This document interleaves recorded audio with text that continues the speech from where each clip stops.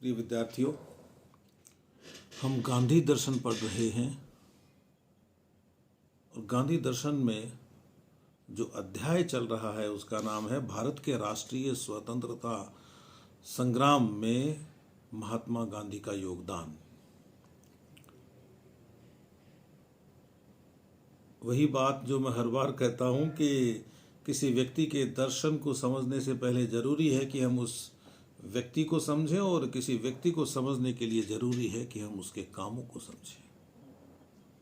और जब बात महात्मा गांधी की हो रही हो तो निश्चित रूप से उनके कामों में उनका दर्शन झलकता है।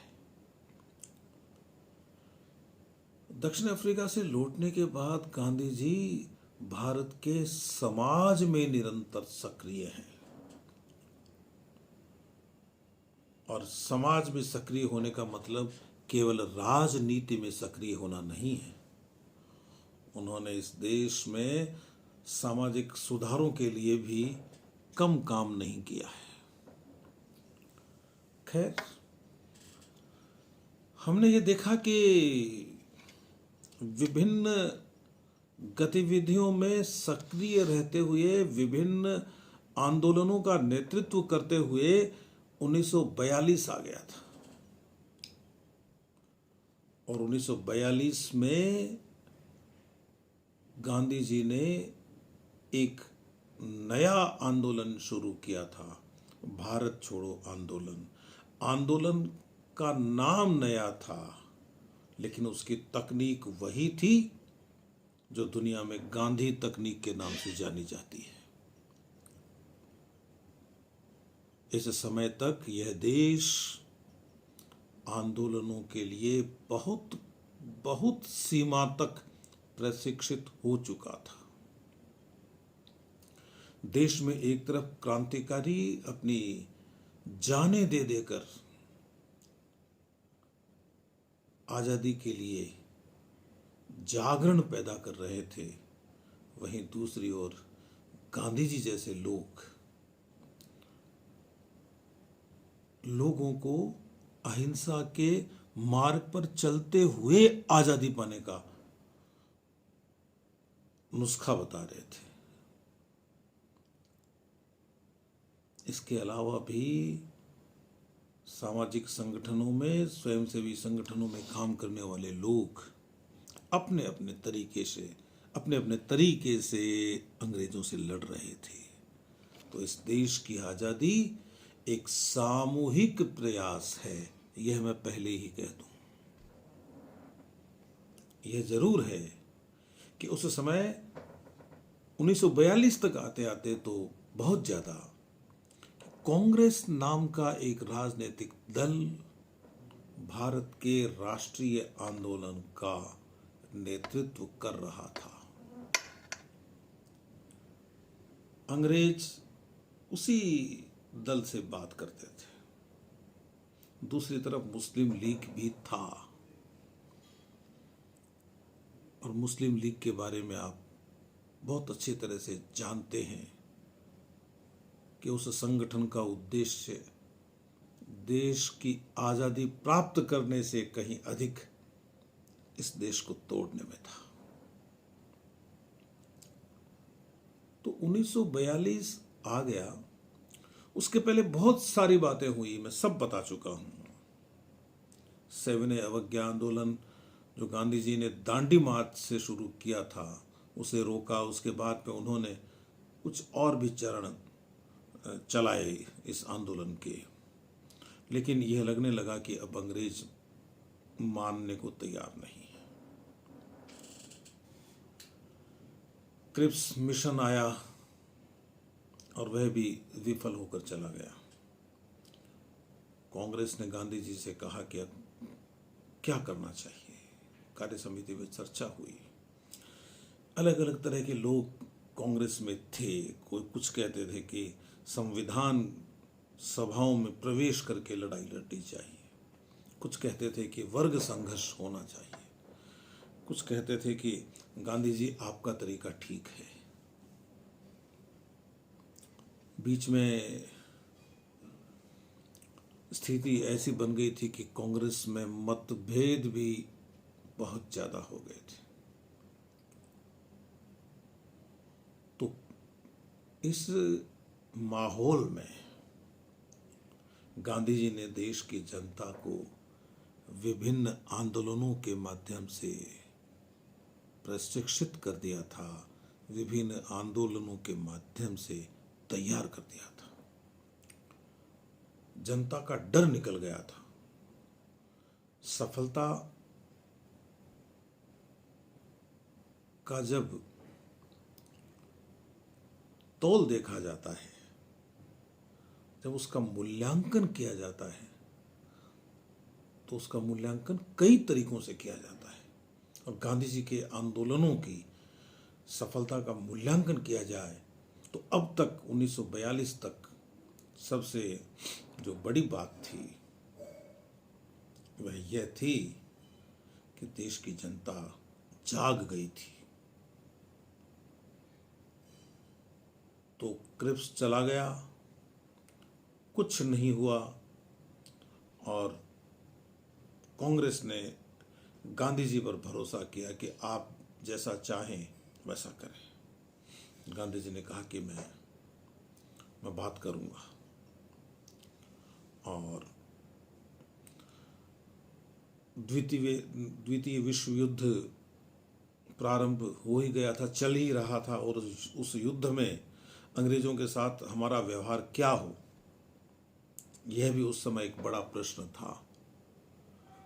और कांग्रेस ने, गांधी जी ने साफ साफ मना कर दिया कि हम किसी भी स्थिति में अंग्रेजों का साथ नहीं देंगे इस युद्ध में। और अंग्रेजों की हालत खराब थी, क्योंकि उनके मित्र राष्ट्र कह रहे थे कि आप भारत के लोगों का साथ लीजिए, उधर जापान हमारा शत्रु है। गांधी जी का साफ दृष्टिकोण था कि हम अंग्रेजों का विरोध करेंगे, लेकिन हम उन राष्ट्रों का समर्थन नहीं करेंगे जो तानाशाही के बूते चलते हैं। हम किसी भी हालत में अंग्रेजों से स्वतंत्र होकर जापानियों के गुलाम होना नहीं चाहेंगे। आप समझ जाइए बात को। तो संघर्ष प्रारंभ हो गया। ब्रिटिश सरकार को साफ कह दिया गया कि हमारे भाग्य का निर्णय करने वाले आप कोई नहीं है।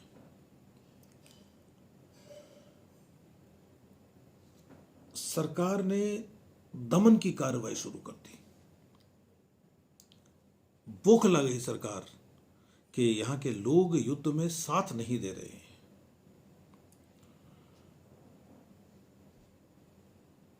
उन्होंने, सरकार के लोगों ने नावें जब्त कर ली। उन्होंने नहरों का पानी बंद कर दिया कि कहीं युद्ध में काम नहीं आ जाए। और हम देख रहे थे कि दक्षिण पूर्वी एशिया से ब्रिटेन हट गया था, और असम और बर्मा से जो गाड़ियां आती थी वो घायलों से भरी होती थी, घायल सैनिकों से। तो अंग्रेजों का कोई भरोसा नहीं, उनका साथ दे भी दिया जाए और यदि वे हारते होंगे तो भारतीयों के हाल पे छोड़ के भागेंगे। ये साफ दिख रहा था। तो लोग जाग गए और ये आह्वान हो गया कि अब समर्थन नहीं करना है सरकार का, हम किसी भी तरीके से युद्ध में साथ नहीं देंगे। लोगों ने अनाज सरकार को देना बंद कर दिया, साहूकारों को देना शुरू कर दिया। जो उनके पास नकदी थी उसको उन्होंने सोने चांदी में बदलना शुरू कर दिया। बहुत सारी बातें थी। फिर जब कांग्रेस कार्य समिति में थोड़ी सी असमंजस की स्थिति बनी कि इस समय आंदोलन सफल तो हो जाएगा क्या, कहीं ऐसा नहीं हो कि लोग पीछे हट जाएं, तो गांधी जी ने कहा कि पहले वे गांधी जी कहते थे कि इस समय आंदोलन नहीं करना, तब तो कांग्रेस के दूसरे साथी कहते थे कि आप आंदोलन कर क्यों नहीं रहे हैं। और अब जब गांधी जी करने को तैयार हैं तो कार्य समिति में थोड़ा सा आत्मविश्वास कम था कई लोगों में।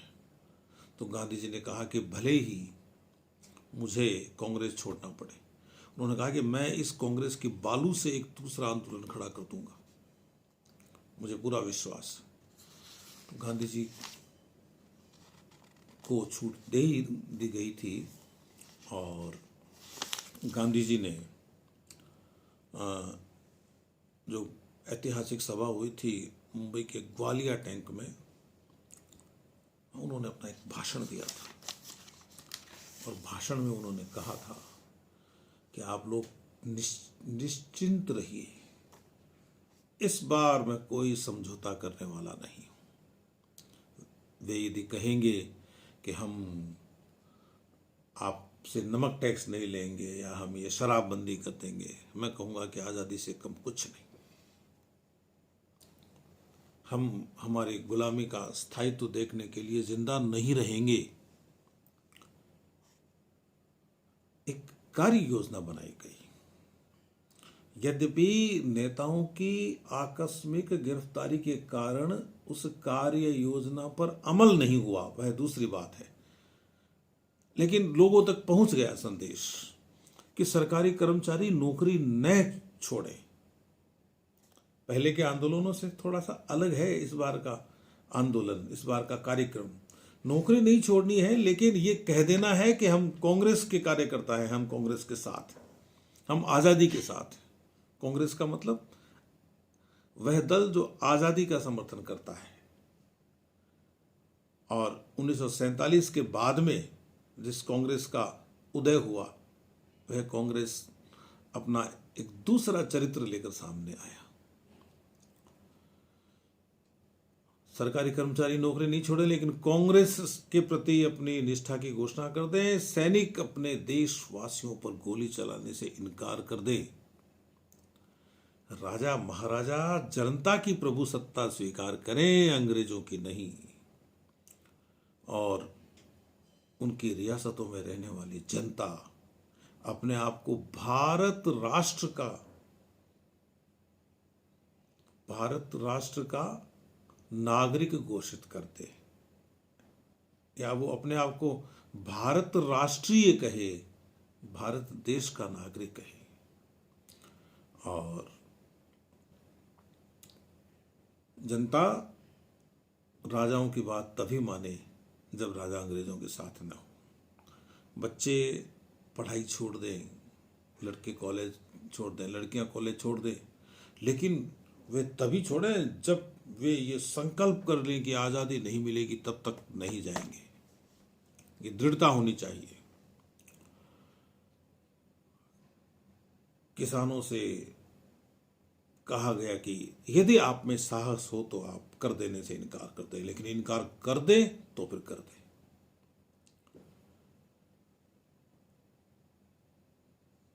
काश्तकारों को कहा गया कि जमीन आपकी है क्योंकि आप उसे जोतते हैं, और जमींदार अगर काश्तकारों का साथ दें, अपनी इच्छा से उनका हिस्सा तय कर दें, तब तो काश्तकार उनका साथ देंगे, काम करेंगे, वरना नहीं करेंगे। गिरफ्तारियां हो गई, इसलिए ये कार्यक्रम बाहर नहीं आया, लेकिन कार्यक्रम घोषित नहीं हुआ, आ तो गया। 9 अगस्त को सुबह सभी बड़े नेताओं को गिरफ्तार कर लिया गया, अज्ञात स्थानों पर भेज दिया गया।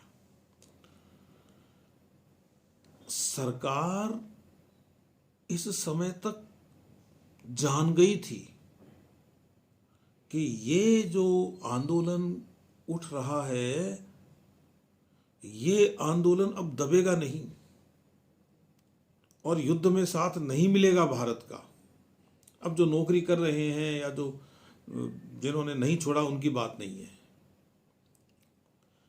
1940 में एक बड़ा क्रांतिकारी अध्यादेश जारी कर दिया था सरकार ने। 1940 में वायसराय ने राज्यपालों को एक लेटर लिखा था कि मैं गहराई से महसूस करता हूं कि इस समय कांग्रेस, पूरा नहीं तो कांग्रेस का कोई एक हिस्सा युद्ध की घोषणा कर सकता है, और उसका एकमात्र इलाज यही है कि पूरे संगठन को एक कुचल डालो। वायसराय कह रहा है। आप अनुमान लगा लीजिए कि उनके पास किस तरह की सूचनाएं होंगी। अब तक गांधी जी अंग्रेजों के इस जाल से बचते आ रहे थे, बड़ी मुसीबत में डाल रखा था उन्होंने अंग्रेजों को, लेकिन अब वे सरकार को समय देने को तैयार नहीं थे। तो गिरफ्तारी और दमन के निर्देश जारी हो गए। सरकार के इस हमले से तूफान आ गया। नेताओं को तो आपने कैद कर लिया और जनता पे आप जुल्म ढा रहे हो। तो इसी दौरान मुंबई के ग्वालियर टैंक में लाखों लोग उमड़ पड़े। अहमदाबाद में, पूना में यही हुआ। दिल्ली, कानपुर, इलाहाबाद, बनारस, पटना, हड़तालें हो गई शहरों में, जुलूस निकले। सरकार ने प्रेस पर हमला बोल दिया। जो कई अखबार हैं वो तो बंद हो गए। नेशनल हेराल्ड और हरिजन पूरे आंदोलन के दौरान नहीं निकले। और जो प्रांतीय स्तर के नेता थे ना, स्थानीय स्तर पे काम करने वाले, वो छिप गए। कहाँ कहाँ जाएगा अंग्रेज। और फिर वो भीतर ही भीतर अपनी यात्राएं करते, लोगों को गांव गांव जाकर लोगों को जगाते। अब भीड़ तो भीड़ है। भीड़ इस समय गांधी जी के अहिंसक आंदोलन के आदर्श को भूल गई। ऐसा नहीं है कि सारे ही लोग भूल गए, नहीं तो आंदोलन कभी का विफल हो जाता। लेकिन आम आदमी, आम आंदोलनकारी उस अहिंसा के पथ को छोड़ने को तैयार था जो गांधी जी बता कर गए थे। नेतृत्व गांधी जी का, लेकिन उनकी अहिंसा की बात नहीं मानेंगे। तो ये जो लाइनें होती है, टेलीफोन की लाइनों को तोड़ देना, रेल की पटरियों को उखाड़ देना, पुलों को उड़ा देना और सूचियां दे देकर सत्याग्रहियों की गिरफ्तारी देना, वे तो पूरी तरह से अहिंसक मार्ग थे जो गिरफ्तारी देते थे। स्कूल कॉलेजों में हड़तालें, लड़के जुलूस निकाल रहे हैं, लड़के लड़कियां पर्चे बांट रहे हैं, पर्चे पहुंचा रहे हैं छुप छुप के। आज़ादी के तराने वाले पर्चे, आज़ादी लेने वाले पर्चे, हर हाल में आज़ादी हासिल करने का आह्वान करने वाले पर्चे। पत्रिकाएं निकलती रही छुप छुप कर और गुप्त संगठन बने पूरे देश में, जगह जगह पर। अहमदाबाद के कारखाने 3.5 महीने तक बंद। मुंबई में 1 सप्ताह तक हड़ताल। यानी पूरे देश का माहौल ऐसा बन गया कि अंग्रेज को भगाना है। इसमें बिहार और उत्तर प्रदेश में तो जैसे कोई बगावत हो गई हो देश में, इस तरह का माहौल बन गया। काशी विश्वविद्यालय के छात्रों ने भारत छोड़ो का संदेश देने के लिए गांवों की यात्राएं प्रारंभ कर दी। कहते थे थाना जलाओ, स्टेशन फूंक दो, नारे लगाओ कि अंग्रेज भाग गया, अंग्रेज भाग जा। रेलगाड़ियों पर राष्ट्रीय ध्वज फहराए जाने लगे। एक रेलगाड़ी पर फहराता हुआ राष्ट्रीय ध्वज कितना सुंदर लगता होगा। मैं जब भी यह अध्याय पढ़ता हूँ और यह बात पढ़ता हूँ तो मुझे लगता है कि काश हम भी आज़ादी के इस आंदोलन में कूदे होते, थोड़ा पहले जन्मे होते। खैर, कहीं सरकारी अधिकारियों से मुठभेड़ें हो रही हैं, दमन हो रहा है, कहीं कहीं तो सरकार ही नहीं रही। बिहार का तिरहुत इलाका है, वहां कोई सरकार नहीं 2 सप्ताह तक। पटना 2 दिन तक एक गोलीकांड हुआ था, उसकी वजह से नियंत्रण से बाहर था। उत्तर और मध्य बिहार के 80% थानों पर जनता का कब्जा। यूपी में आजमगढ़, बलिया, गोरखपुर, बिहार, भागलपुर, पूर्णिया, शाहाबाद, मुजफ्फरपुर, चंपारण, सब जगह हलचलें, सब जगह विद्रोह, सब जगह आवाजें कि अंग्रेज चला जा, अंग्रेजों भारत छोड़ो। तो नेताओं की गिरफ्तारी के पहले हफ्ते के अंदर 250 रेलवे स्टेशन या तो नष्ट कर दिए गए या बंद हो गए। 500 से ज़्यादा पोस्ट ऑफिस हमले के शिकार हो गए। 150 थानों पर हमला किया गया। सिर्फ कर्नाटक में टेलीफोन के तार काटने की 1600 घटनाएं हुई। ये सारा मैं आपको विपिन चंद्र की किताब से बता रहा हूँ। 532 मौके ऐसे आए जब भीड़ निहत्ती थी और वो गोली झेलने को तैयार थी, गोलियां झेली भी। हवाई जहाज़ों से मशीन गनें चलाई गई भीड़ पर, लोगों पर जुर्माने लगाए गए। 90 लाख रुपए जुर्माने के वसूल किए गए लोगों से। 1942 के अंत तक 60,000 से ज़्यादा लोगों को गिरफ्तार किया गया। 26,000 लोगों को सजा हुई। 18,000 लोगों को भारत के रक्षा कानून के तहत बंद किया गया। मार्शल लॉ लागू नहीं था, लेकिन मार्शल लॉ से कम कुछ नहीं था। तो इस भारत छोड़ो आंदोलन के संदर्भ में हम जो बातें रह गई हैं उन्हें अगली बार करेंगे। तब तक